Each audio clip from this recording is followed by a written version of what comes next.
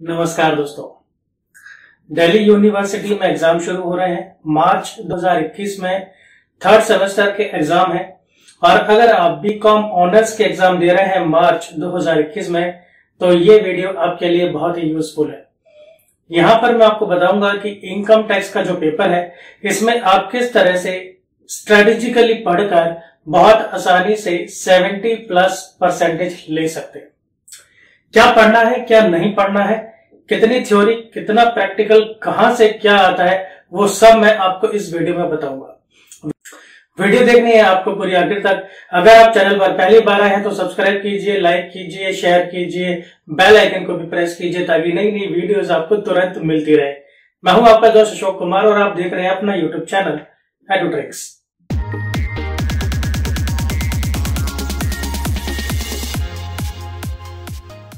दोस्तों, ये income tax का पेपर है और कॉमर्स से रिलेटेड भी जितने पेपर हैं तो इनके जो ओपन बुक एग्जाम होने हैं उससे रिलेटेड अगर आपको कोई भी हेल्प चाहिए तो आप नीचे डिस्क्रिप्शन में दिए नंबर पे कॉल कर सकते हैं, व्हाट्सएप कर सकते हैं, कमेंट बॉक्स में अभी आप कर सकते हैं बात। तो उन एग्जाम्स के लिए आपकी पूरी की पूरी हेल्प की जाएगी।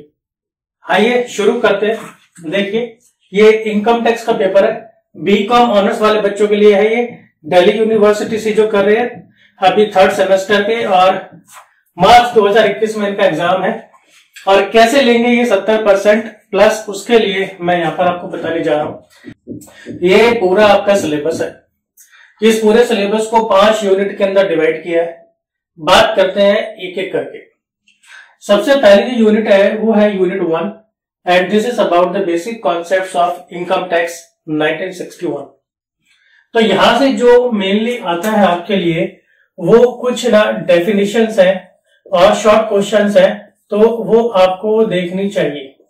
तो वो डेफिनेशंस कौन कौन सी हैं? जैसे इनकम कुछ खास इंपॉर्टेंट नहीं है तो इसको आप छोड़ दे सकते हैं, लेकिन एक बार आपको जरूर पढ़ लेना चाहिए कि इनकम में कौन कौन से इनकम्स आती है। सिर्फ आपको उनके नाम ही लिखने हैं और उसी से इसकी डेफिनेशन बन जाती है। एग्रीकल्चर इनकम आपको पता होनी चाहिए। इसके अंदर आपको अर्बन और रूरल दोनों तरह की एग्रीकल्चर इनकम का पता होना चाहिए। सिर्फ थोड़ा बहुत अगर आपको पता होगा तो उससे काम हो जाएगा। फिर इसके अलावा आपको पर्सन और असेसी, ये कॉन्सेप्ट क्लियर होना चाहिए। ये दोनों के दोनों एक साथ आते हैं। ये क्या है, मतलब पढ़ने बैठेंगे तो दोनों को आपको एक साथ पढ़ना चाहिए। पहले आप पर्सन पढ़ेंगे फिर एसएससी पढ़ेंगे। पर्सन के अंदर 7 तरह के पर्सन आते हैं, आपको सिर्फ वही बताने हैं, नाम बताने हैं, आप कुछ नहीं करना। एसएससी वो होता है जिसके ऊपर कोई भी टैक्स लायबिलिटी बनती है। मैं आपको ये भी बता दूं कि इन सब चैप्टर से रिलेटेड मैंने पूरा कोर्स यूट्यूब पर फ्री में डाल रखा है। आप सिर्फ प्लेलिस्ट में जाइए इनकम टैक्स की और वहां से आप ये सारी वीडियोस देख सकते हैं। मैं यहाँ पर आपको सिर्फ इतना बताऊंगा आपको क्या करना है क्या नहीं, और बहुत हल्का हल्का आपको मैं रेफरेंस दूंगा। इसके बाद असेसमेंट ईयर और प्रीवियस ईयर है, ये दोनों बहुत ज्यादा इंपॉर्टेंट है। इन दोनों को आपने बहुत अच्छे से करना है। इस पर मैं स्टार लगा देता हूं। प्रीवियस ईयर वो होता है जिसमें हम कमाते हैं और असेसमेंट ईयर वो होता है जिसमें हम टैक्स की पेमेंट करते हैं कैलकुलेशन करके। ये जो प्रीवियस ईयर है ये इंडिविजुअल भी बहुत इंपॉर्टेंट है और यहाँ पर आपको क्या पूछता है, वो पूछता है एक्सेप्शंस। तो यहां पर वो आपसे कहेगा what is previous year and what are exceptions of previous year. तो इसको क्वेश्चन को आपको अच्छे से करना है। फिर जीटीआई तो देखिए कुछ नहीं होता, आपके टोटल 5 हेड होते हैं इनकम के, उन 5 को जोड़ दो तो वो जीटीआई बन जाता है। वो 5 हेड आपके पास यहाँ पर है, मैं अभी आपको उसके बारे में बताऊंगा। फिर टोटल इनकम क्या होता है जी, आप जीटीआई में से डिडक्शंस माइनस कर दो तो आपको टोटल इनकम मिल जाता है। इसमें भी कुछ खास नहीं है, बहुत छोटी छोटी चीजें है ये। फिर maximum marginal rate of tax आता है। यहां पर क्या होता है कि एक पर्टिकुलर लिमिट के बाद, जैसे 1 करोड़ की इनकम हो गई या 50 लाख की इनकम हो गई, ठीक है, अमेंडमेंट के बाद, तो उसके बाद जो है ना टैक्स में ना रिबेट मिलती है, जो उसके ऊपर सरचार्ज लगता है। सरचार्ज फ्लैट ऐसे बढ़ा के नहीं लगा सकते, ये कैलकुलेशन करके दिखाई जाता है, तब ये कॉन्सेप्ट अच्छे से समझ में आता है। ये ना प्रैक्टिकली आपको थोड़ा सा आना चाहिए, बाकी इस पर क्वेश्चंस तो नहीं आते हैं, लेकिन पता होना चाहिए, क्योंकि अगर आगे चल के पूरी कैलकुलेशन में अगर टोटल इनकम 50 लाख से ऊपर या 1 करोड़ से ऊपर हो गई तब ये कॉन्सेप्ट अपने आप अप्लाई हो जाएगा। तो आपको इस लेना इसका जो प्रैक्टिकल है, आपको इसका प्रैक्टिकल आना चाहिए क्योंकि आप ऑनर्स के बच्चे हैं। फिर जो पैन है परमानेंट अकाउंट नंबर है, इतनी थोड़ी सी इसकी थ्योरी बनती है, उसको आप देख लीजिएगा कि ये पैन क्या होता है। फिर इसके बाद जो हमारा अगला इंपॉर्टेंट चैप्टर है वो है रेजिडेंशियल स्टेटस। ये एक इंपॉर्टेंट और बहुत ही आसान चैप्टर है। इस आसान चैप्टर से आपको एक तो इनके रूल्स की थ्योरी पूछ लेता है, वो जो भी बेसिक और एडिशनल कंडीशन वाले रूल्स हैं, तो वो थ्योरी में तो वो पूछ लेता है। तो थ्योरी में आप वो रूल्स पढ़ लीजिए, ठीक है जी। अच्छा, प्रैक्टिकल के लिए आप क्या करेंगे, क्योंकि इन रूल्स को पढ़े बगैर आपके प्रैक्टिकल भी नहीं होने, तो आप प्रैक्टिकल भी देख लेते हैं। प्रैक्टिकल में एक तो आपका इसमें आता है रेजिडेंशियल स्टेटस। ये कैलकुलेट करने वाला जो क्वेश्चन है वो आता है, जिसके अंदर 3 तरह का ये होता है, वो आपको बताना होता है। Ordinary resident, NOR, not ordinary resident और फिर नॉन रेजिडेंट। यहाँ पर आपको ये फाइंड आउट करना होता है ये किस तरह का रेजिडेंट है। दूसरा क्वेश्चन यहाँ से जो प्रैक्टिकल आता है वो आता है इंसिडेंस ऑफ टैक्स का क्वेश्चन। तो वो क्वेश्चन भी आपको करना चाहिए। उसमें क्या होता है, सिर्फ इतना बताना होता है इन तीनों तरह के लोगों की कौन कौन सी इनकम टैक्सेबल है और कौन सी नहीं है। तो ये बहुत आसानी से आप कर सकते हैं। फिर है एग्जम्प्टेड इनकम अंडर सेक्शन 10। मैं आपको कहूंगा इसे आप छोड़ दो, इसे आपको पढ़ने की जरूरत नहीं है, क्योंकि ये जो आगे के आप 5 हेड्स पढ़ेंगे तो इन 5 हेड्स को पढ़ते पढ़ते ही इसमें से जो भी आपके रेलिवेंट एग्जम्पशंस है वो सब वहां पर आ जाती है। तो यहाँ पर इसे अलग से पढ़ने की आपको जरूरत नहीं है। इस चैप्टर की स्टडी आगे की चैप्टर्स में अपने आप हो जाएगी। आइए आप देखते हैं, सबसे इंपॉर्टेंट यूनिट शुरू हो रहा है, वो है यूनिट 2। यहाँ पर है computation of income under heads 1। देखिए 2 पार्ट में बांट दिया है, फर्स्ट पार्ट ये रहा और सेकंड पार्ट ये रहा। तो ये सब एक ही पार्ट में होने चाहिए, वैसे अलग अलग कर दिया है। ये 5 हेड है आपके। इन 5 हेडों की मैं आपको छोटी सी कहानी बता देता हूं जिससे ये आपको याद हो जाएंगे। देखिए हम इससे ज्यादातर लोग जो पढ़ाई करते हैं 90% लोग क्या सोचते हैं कि भाई अच्छी सी पढ़ाई करके अच्छी सी नौकरी मिल जाए। यानी कि सबसे पहला हो गया आपका सैलरी का। उसके बाद अगर आपको लगता है, इसके बाद लगता है जैसे सैलरी कम है, घर थोड़ा खाली पड़ा है, तो चलो उसको ना हम किराए पे दे देते हैं। तो उससे जो आपकी जो रेंटल इनकम आती है, तो यानी वो हो गया आपका फिर इनकम फ्रॉम हाउस प्रॉपर्टी। फिर इसके बाद ऐसे भी लोग होते हैं कि भाई आप सोचते हैं पैसे और कम पड़ रहे हैं, चलो नौकरी करते हैं और किराया खाते बहुत हो गया, चलो थोड़ा सा ना बिजनेस करते हैं, बिजनेस से ज्यादा पैसा मिलता है। तो फिर आप चले जाते हैं किसके अंदर, बिजनेस के अंदर, या फिर आप प्रोफेशनल बन जाते हैं कोई CA, CS, डॉक्टर, इंजीनियर वगैरह करके। तो ये तीसरा हेड है आपका बिजनेस का। और इसके बाद फिर आपको मान लीजिए लॉस हो गया बिजनेस के अंदर, तो फिर आप क्या करते हैं, आपको थोड़ी सी अपनी प्रॉपर्टी बेचनी पड़ती है। प्रॉपर्टी बेचते हैं तो उससे आपको जो पैसा मिलता है फिर वो बन जाता है आपका कैपिटल गेन का।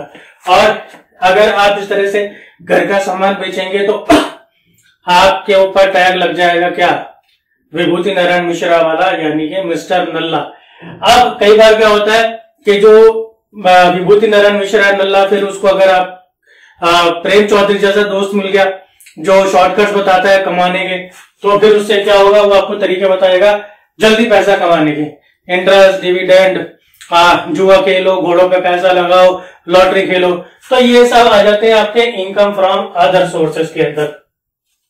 तो ये 5 हेड है, सारी इनकम इन 5 सोर्सेस में ही आ जाती है।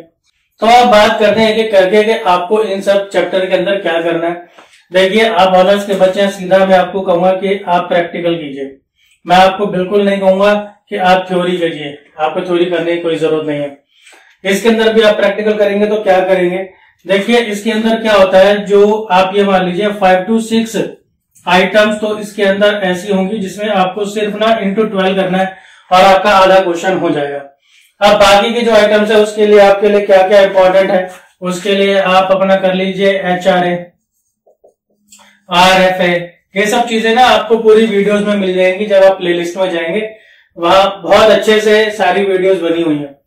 HRA, RFA, आप प्रोविडेंट फंड और प्रोविडेंट फंड का इंटरेस्ट आप कर लीजिए, इंटरेस्ट PF वाला कर लीजिए, अर्नड लीव कर लीजिए, ये कई बार आता है। और इस तरह से एंटरटेनमेंट अलाउंस है, कुछ अलाउंसेस हैं जो बहुत ज्यादा आते हैं, ठीक है। इसके अलावा आप कार कर लीजिए। तो ये कुछ इंपॉर्टेंट है, जब आप क्वेश्चंस करेंगे तो आपको आइडिया लग जाएगा कौन सी 6, 7, 8 आइटम है, वही बार बार रिपीट होती है। फिर आपका इनकम फ्रॉम हाउस प्रॉपर्टी है। यहां से भी मैं आपको कहूंगा कि आपने प्रैक्टिकल ही करना है, और जब आप प्रैक्टिकल करेंगे तो इसके लिए आपको खास ध्यान रखना चाहिए कि एक तो इस तरह का क्वेश्चन आएगा जिसके अंदर जो है आपका ना सेल्फ ऑक्यूपाइड वाला पोर्शन भी होगा और लेट आउट वाला पोर्शन भी होगा। अब ये किस तरीके से भी बन सकता है, जैसे एक से ज्यादा घर हो गए या एक ही घर के 2, 3, 4 हिस्से कर दिए, और इसके साथ में ना बिजनेस प्रोफेशन या सेल्फ बिजनेस के लिए भी एक हिस्सा यूज करते हैं, तो वो वाला भी इसके अंदर इंक्लूड हो सकता है। यहां पर हम इस वाले को बिल्कुल छोड़ देते हैं। तो इस तरह के जो क्वेश्चंस बनेंगे वो आपको करना बहुत अच्छा रहेगा। और इसके लिए जो इंपॉर्टेंट सेक्शन है वो बता देता हूं मैं। इसके लिए आपको सेक्शन 24 और सेक्शन 27 करना है जरूर। सेक्शन 24 के अंदर आपके पास डिडक्शंस हैं और 27 में आपके पास डीम्ड ऑनर है, कौन कौन होते हैं। इसके अलावा आपके पास है फिर अगला chapter profits and gains of business and profession. इसके लिए आप क्या करेंगे, ऑब्वियसली आपको यहां से भी प्रैक्टिकल ही करना है, लेकिन यहां पर जो प्रैक्टिकल आता है तो वो आप कोशिश कीजिए यहां पर ना ज्यादा आपको करने की जरूरत नहीं है। आप ना 5-6 क्वेश्चन कर लीजिए सिर्फ, तो उससे आपको आइडिया लग जाएगा कि कौन कौन सी आइटम डिडक्टेबल होती है, कौन सी नॉन डिडक्टेबल होती है। तो यहां पर आपको बहुत ज्यादा वैरायटी करने की जरूरत नहीं है। आपका जो क्वेश्चन आता है वो एक मतलब स्टीरियोटाइप क्वेश्चन ही आता है, इसमें ज्यादा वेरिएशंस नहीं रखते हैं। जब आप आगे प्रोफेशनल लाइफ में जाएंगे, एग्जाम्स में जाएंगे, प्रोफेशनल एग्जाम्स में, वहां पर इसको और अच्छे से करने की जरूरत पड़ेगी। तो ये मैं यहाँ पर आपको कुछ क्वेश्चंस बताए हैं प्रैक्टिकल के, तो मैं इनको ना रैंकिंग भी दे देता हूं। जैसे सबसे पहले आप करेंगे रेजिडेंशियल स्टेटस वाला प्रैक्टिकल, उसके बाद में आप करेंगे हाउस प्रॉपर्टी वाला प्रैक्टिकल। यहां से तो अभी यही करना है, अब उस तरफ चलते हैं। तीसरे नंबर पर आपको प्रैक्टिकल करना है कैपिटल गेन का।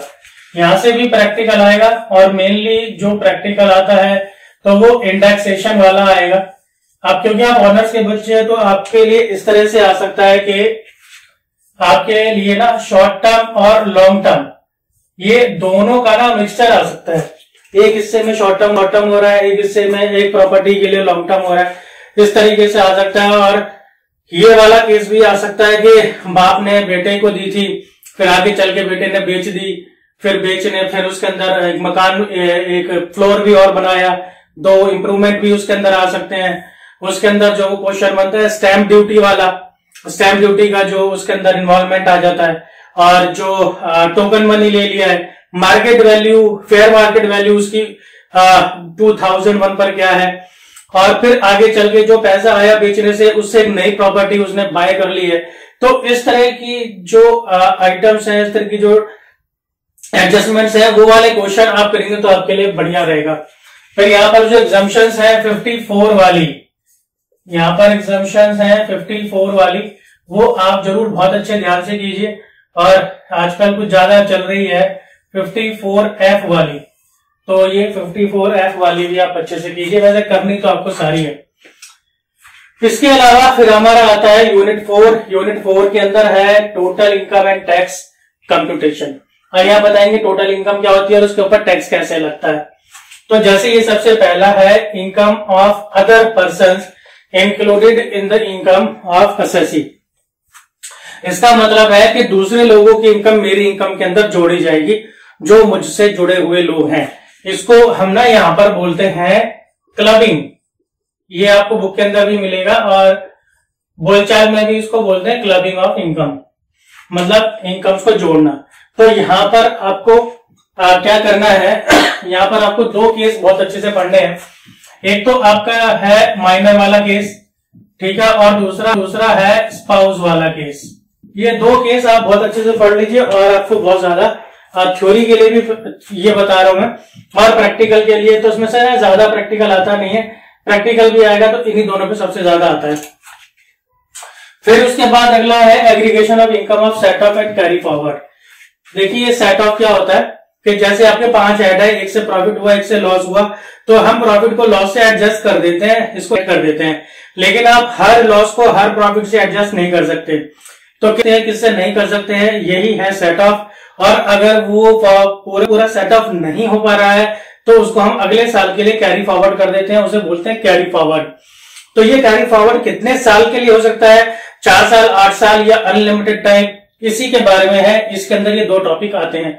तो इसके लिए बस आप ये अपना ना 70, 71, 72 ये वाले आप इसके अंदर पढ़ लीजिए आज सेक्शन, उससे आपका काम हो जाएगा। फिर जो डिडक्शंस हैं जीटीआई से, जो मैंने बताया था जीटीआई से डिडक्शंस माइनस होती है, तो ये डिडक्शंस है आपकी 80C से लेकर 80U तक।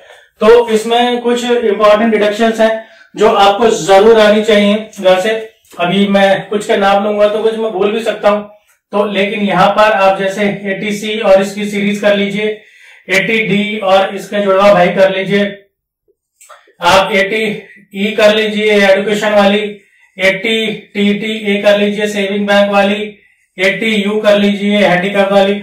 तो इस तरह से कुछ है जो बहुत ही ज्यादा इंपॉर्टेंट है और बार बार आपके पेपर में आती है। इसके अलावा जो रिबेट्स और रिलीफ्स है, तो उसके अंदर आपका आ जाता है 87A कर लीजिए और 89 कर लीजिए। ये दोनों है बहुत अच्छे से कर लीजिए। 87 की रिलीफ टैक्स लगने के बाद मिलती है और 89 की जो रिलीफ है वो अगर आपको पिछली वाली कोई इनकम उस टाइम पे नहीं मिली थी, अब मिली है, तो वो उससे रिलेटेड है, उसमें 89 की रिलीफ मिलती है। तो ये 2 आप पढ़ लीजिए थोड़ा सा, इससे आपका काम हो जाएगा।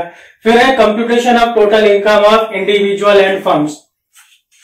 अब इसके अंदर से ये देखिए, ये फिर से मैंने वही हेडिंग लिखी हुई है, तो tax liability of individual and firm. तो यहां पर मैं आपको कहूंगा कि किस तरह का क्वेश्चन आता है। जो इंडिविजुअल है उसके क्या करेगा वो, कि ये जो 5 हेड मैंने आपको बताए, इन्हीं की 2-3 आइटम्स आपको मिक्स करके दे देगा। फिर उन सब की आपको हेड वाइज, और हेड भी लिखेंगे तो इसी तरीके से लिखेंगे सीरियल वाइज। तो ऐसे करके उनको कैलकुलेट करते जाएंगे, सारी जोड़ के जीटीआई बन जाएगी, डिडक्शन माइनस हो जाएगी, टोटल इनकम आ जाएगी, फिर उसके बाद टैक्स लगा देना। तो ये आपको ना इसके 3-4 सवाल भी कर लेंगे तो आपका काम हो जाएगा। फिर ये इसके ना 5 केसेस है, सुप्रीम कोर्ट के ये 5 केस है। इन्हीं 5 केस ये बार बार रिपीट होके आते रहते हैं, तो ये आपको आपकी किसी भी बुक के अंदर मिल जाएंगे, जो भी आप फॉलो कर रहे हैं, गिरीश आहूजा या सिंघानिया या जो भी आप फॉलो कर रहे हैं। गिनती के 5 केस है, अच्छे से सिर्फ ये पढ़ लीजिए कि किस केस के अंदर मतलब क्या था, उसका वो टॉपिक क्या था, उसके अंदर हुआ क्या, उसके अंदर ऑब्जर्वेशन क्या है और उसके बाद उसका रिजल्ट क्या आया। इस तरह से इसके 4-5 पॉइंट बना के आपको लिखने हैं। जैसे कई बार कई बुक्स में लिखा होता है, बस ऐसी 4-5 कहानी सी लिखी हुई है, वो केस स्टडी लिखने का, केस लिखने का तरीका नहीं होता है। जैसे मैंने आपको अभी बताया वैसे ही आपको स्टेप वाइज वो बताना है, पॉइंट वाइज। तो ये भी मतलब 1 घंटा भी नहीं लगेगा इनको पढ़ने में, बहुत आसानी से ये आसान से काम हो जाएगा। और याद करने के लिए आपको सिर्फ इतना याद करना है किस केस में क्या हुआ था, बहुत आसान से ये केस है। इसके अलावा हमारा अगला है preparation of return of income. अब यहाँ पर हमको ना रिटर्न फाइल करनी होती है, तो यहाँ पर जो मेनली है देखिए, क्योंकि आप बच्चे हैं तो यहाँ पर आपका प्रैक्टिकल होता है, ये प्रैक्टिकल होता है आपका 20 नंबर का, और इसके अंदर आपको आईटीआर फाइल करनी होती है। आईटीआर फाइल करते हैं तो वो क्वेश्चन आपके प्रैक्टिकल जब होंगे तो उससे पहले आपको सब कुछ बता दिया जाएगा। तो यहाँ पर मैं आपको थोड़ा बहुत बता देता हूँ अपने एक्सपीरियंस के बेस पे। वीके सिंघानिया की बुक है, वहीं से ये प्रैक्टिकल के क्वेश्चंस आते हैं। तो जो शुरू के 10 क्वेश्चन है वो तो आप कम से कम कर ही लीजिए। अब इसमें क्या होता है, ये कॉलेज टू कॉलेज डिपेंड करता है कि वो कितने क्वेश्चंस तक आपको करवा पाए हैं टीचर। तो जो एग्जामिनर आते हैं वो बाहर से, फिर वो वही उसी हिसाब से क्वेश्चंस बनाते हैं और उसी हिसाब से आपका पेपर बनता है। तो 10 क्वेश्चन भी आप कर लेंगे तो आपको काफी आइडिया लग जाएगा। और ये आपको YouTube पर कई वीडियोस मिल जाएंगी कि किस तरीके से ये वाले किए जाते हैं। और अगर आपके कॉलेज के अंदर ये क्लासेस जो होंगी उनको आप बहुत अच्छे से सीरियसली अटेंड कीजिए, क्योंकि वो उसी पॉइंट ऑफ क्योंकि वो उसी के अकॉर्डिंग ही आपको प्रैक्टिकल कराते हैं क्लास के अंदर, जैसे आपके पेपर आना है। तो यहां से आपका सिर्फ यही आएगा। अब ये जो रिटर्न है, आप रिटर्न आप ये देख लीजिए कि आप ये रिटर्न जैसे 139 के अंदर भरी जाती है, तो 139 के अंदर कौन कौन सी रिटर्न होती है, ठीक है, जैसे बिलेटेड रिटर्न हो गई या डिफॉल्ट हो गई या रिवाइज रिटर्न हो गई, इस तरह से। फिर आप रिटर्न के टाइप्स देख लीजिए जो मैंने आपको भी नाम बताए, और ये देख लीजिए के पेनल्टी कितनी होती है। ये छोटे छोटे ना क्वेश्चन भी इसके अंदर आ जाते हैं। तो कुल मिला के ये मैंने जितना आपको बताया इतना भी कर लेंगे तो आपके बहुत अच्छे, यही लिखा है 70%, यानी 80-90% भी आपके नंबर बहुत आराम से आ सकते हैं। तो जितना हो सके मैक्सिमम शेयर कीजिए, अपने यार दोस्तों को बताइए इस वैल्यूएबल वीडियो के बारे में, और इस हिसाब से आप तैयारी कीजिए। मेरी तरफ से आपके एग्जाम्स के लिए बहुत सारी शुभकामनाएं। इसी तरह से जुड़े रहिए चैनल के साथ। मिलता हूं मैं आपसे अगली वीडियो में। धन्यवाद।